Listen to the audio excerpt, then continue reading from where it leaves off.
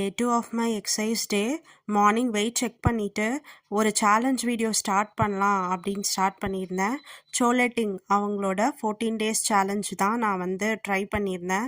இதில் என்ன ஆச்சு அப்படின்னா ரொம்ப எஃபெக்டிவான எக்ஸசைஸ் இருந்துச்சு.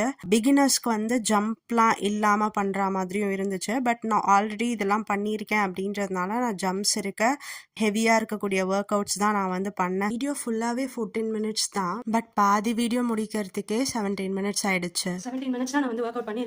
உங்களுக்கு பார்த்தாவே நல்லா தெரியும் ஸ்வெட் ஆகிருக்கு. இது வரைக்கும் நீங்கள் உங்கள் உடம்பு அசைச்சதே இல்லை அப்படின்னா இது ரொம்ப கஷ்டமாக இருக்குது.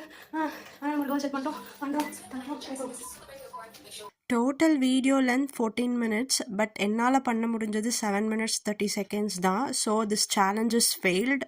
அண்ட் என்னோட ரெகுலர் ஒர்க் அவுட்ஸை பண்ணிவிட்டு டேவை முடிச்சாச்சு.